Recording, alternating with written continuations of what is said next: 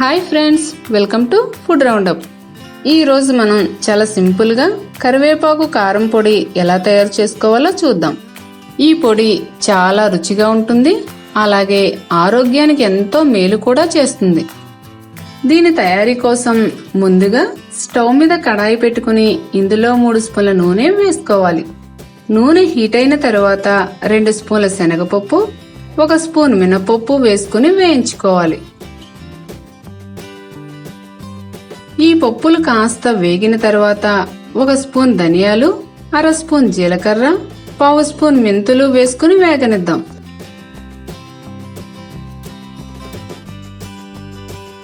ఓ 15 ఎండుమిరపకాయలు, 2 కప్పుల కరివేపాకు వేసుకుని కలుపుకోవాలి. కరివేపాకును శుభ్రంగా కడుక్కుని పైన ఉన్న తడంతా పోయే వరకు ఆరబెట్టుకుంటే సరిపోతుంది. కరివేపాకంతా బాగా వేగిపోయిన తర్వాత 1/2 స్పూన్ పసుపు వేసుకోవాలి. దీనిని 1 నిమిషం పాటు వేగనిచ్చి స్టవ్ ఆఫ్ చేసుకుంటే సరిపోతుంది. ఇవన్నీ చల్లారిపోయిన తర్వాత మిక్సీ జార్లో వేసుకోవాలి. ఇందులో నిమ్మకాయ సైజ్ అంత చింతపండు, ఓ 15 పొట్టు తీసిన వెల్లుల్లి, 1/2 స్పూన్ ఉప్పు వేసుకుని మిక్సీ పట్టుకోవాలి.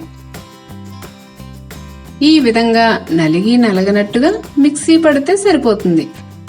ఈ పొడిని వేడివేడి అన్నంలో కలుపుకుని తింటే చాలా రుచిగా ఉంటుంది. అలాగే ఇడ్లీ, దోశ లాంటి టిఫిన్స్ లో కూడా ఈ పొడిని వేసుకోవచ్చు. చూసారు కదండి, కరివేపాకు కారం పొడిని మనం చాలా సింపుల్ గా రెడీ చేసుకున్నాం.